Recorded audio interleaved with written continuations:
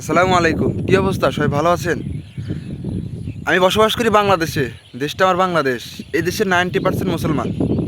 আর 90% মুসলমান দেশে 80% হলো চোর, আর 20% বা 10% ভালো। 80% চোর আর 10% ভালো। ঠিক আছে?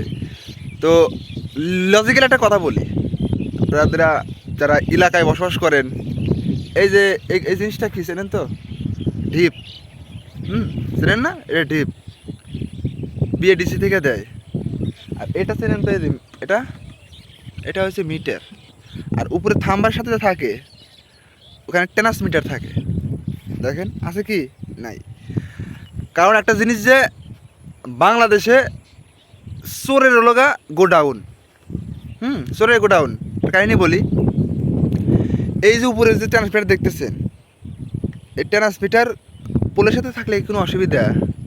এই ট্রান্সমিটার থাকে কোথায়? পোলে না মাটিতে না ঘরের ভিতরে থাকে? কোনটাতে থাকে? এটা সবাই আমরা বলবো পোলেতেই থাকে। তো এখন এই জিনিসটা নিয়ে খুলে, জিনিসটা হেফাজত করার জন্য খুলে নিয়ে ঘরের ভিতর রাখা লাগে। কেন রাখা লাগে?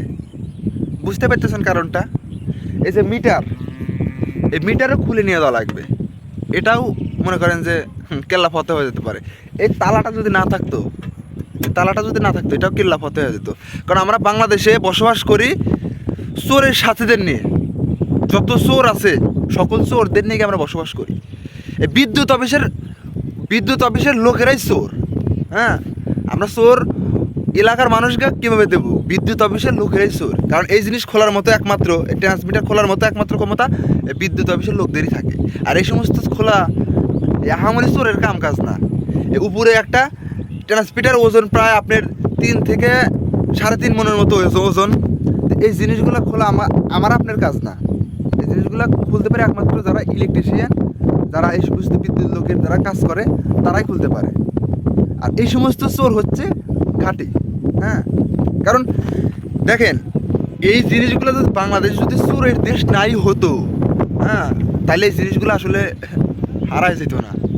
এই জিনিসগুলো এমনি থাকতো। অন্য অন্য দেশে দেখি কি যে রাস্তায় জিনিস পরে থাকলে অমনি থাকে, আর বাংলাদেশে একটা মনে করেন পাটের ছালা জলে পরে থাকে, সেটাও গায়েব হয়ে যায়, সেটাও আর খুঁজে পাওয়া যায় না। আর এই জিনিস তো ট্রান্সমিটার, এই জিনিসগুলো দেখে আসলে থাকবে সম্ভব না।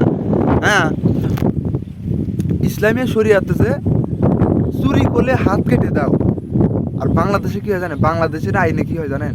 সংবিধানে আইনে যত চুরি করতে পারবা তত তোমার সিটের লেভেলটা একটু গ্রো করবে, উন্নতি হবে, তোমার ডিমান্ড বাড়বে। যত চুরি করবা তুমি তত ডিমান্ডে উপরে উঠবা, তত পজিশনে উঠবা। এটা হচ্ছে বাংলাদেশের সংবিধানের আইন। তো আসলে শেখ মুজিবুর রহমানও সিলিন্ডার হয়ে গেছে। তিনি একটা কথা কিন্তু বলছেন, সব দ্রব্য সামগ্রী যুদ্ধের সব পাকিস্তানরা নিয়ে গেছে, আর আমার দেশে কি দিয়েছে? চোর দিয়ে গেছে।